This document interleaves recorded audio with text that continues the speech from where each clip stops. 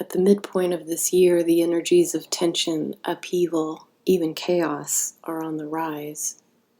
Even though I know this overturning of the soil is good, that it is for our greater good, even though I know that we are in the process of transformation, that we are stepping into an age of compassion, even though I have felt these tensions rising, knew to expect this intensity, it's hard. This is painful. Sometimes it's scary. The way of the unknown is usually scary. I find myself lately drawn to nostalgia, remembering other places, other times. I watch my relationships ebb and flow, rearranging. I feel my own self ebb and flow, rearranging. I dance with the anger that is simmering up to the surface of everything, everyone. I notice my triggers, my ego attachments. I cut away old contracts with a fire, my nerve endings exposed.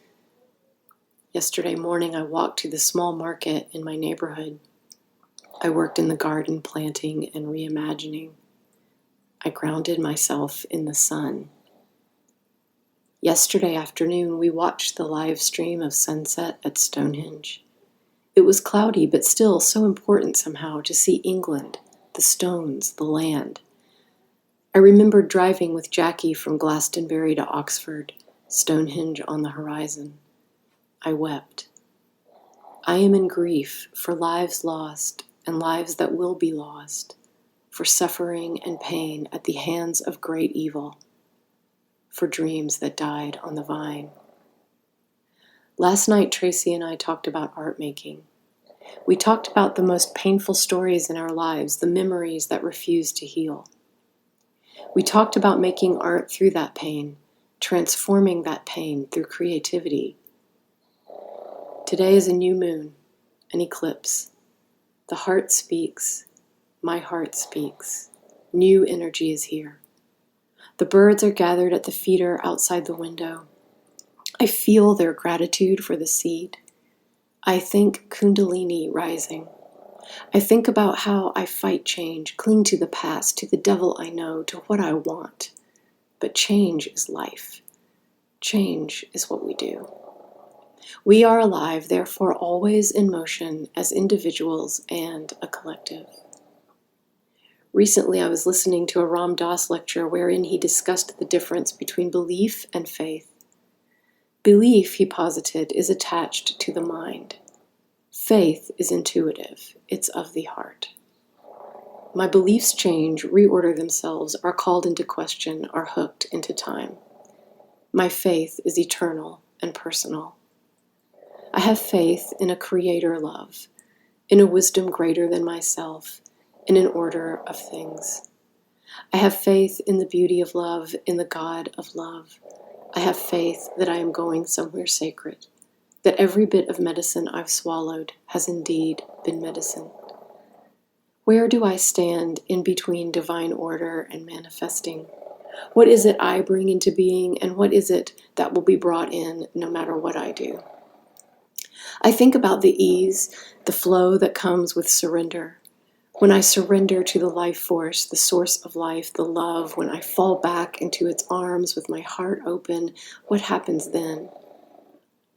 I think about all that early programming, the conditioning that tells us we must suffer, must sacrifice, must make ourselves small. I think of all the times in my life I've made myself small. I put my feet on the ground, I watch the birds, I see that the quality of the sunlight has changed. I will not make myself small.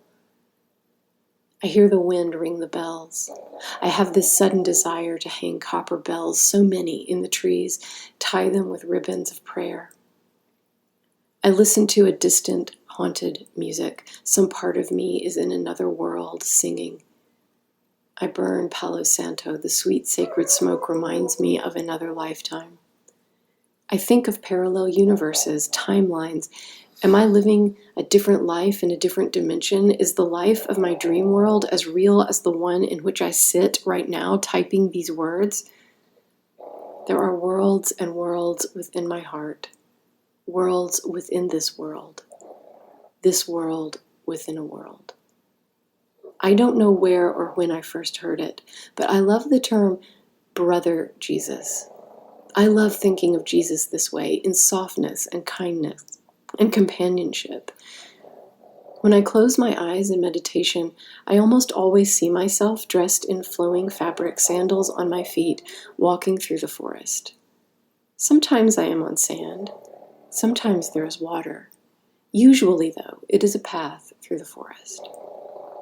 When I think Brother Jesus, I can feel him walking beside me, not a rule maker, authoritarian, or even a judge, but a friend, a soul companion, one who sees and understands, walking beside me. Some years ago, maybe 10, my mother and I were staying in a bed and breakfast in Inverness, Scotland. It was one of the most beautiful places I've ever stayed. The room had an amethyst theme, purple thistle print wallpaper. My mother's friend Mary drove us to Dornoch on the summer solstice. We had a meal at an inn and walked around the town. We watched the sunset by the shore. Last year on the solstice, Tracy and I sat at the shores of a little lake at an Airbnb outside of town with his family. It was a sublime evening. I can't remember if, on that night 1 year ago, I felt a sense of foreboding, of this coming shift, if I felt the stirrings of energies we find ourselves in now. I do remember that I felt it in Inverness, that walking across the bridge one night, a wedding party had moved to a pub, their bodies leaning out the door, spilling onto the sidewalk. They were drunk and singing loudly, swaying. The whole town seemed to pulse and sway. There's a simmering tension, I kept saying. I can feel the tension. It's going to break. We've not yet reached the culmination point of these energies. Here in the physical world, this place on the map we call the USA, things are going to get worse before they get better. This I know. This is the time for deep connection to your body, the natural world, the way spirit moves through you, anchoring. This is the time for roots and practice. This is the time if there ever has been one, for remembering who you are. Brother Jesus never tells me I shouldn't embrace my inner wisdom, oracles, signs and wonders, or spiritual truths that I have learned from a variety of traditions. He never says, don't be so witchy. He wants me to be myself, and quite frankly, I believe he grieves for what has been done in his name. He never directs me toward narrowness, or pettiness, or smallness, or fear. He walks with me as I find what is mean and petty and fearful in my heart and helps me pluck it out. There are others who walk with me, and no jealousy among us.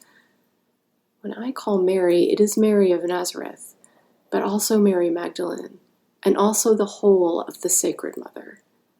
I call the Mother in all of her faces. This world is so vast. Worlds within worlds.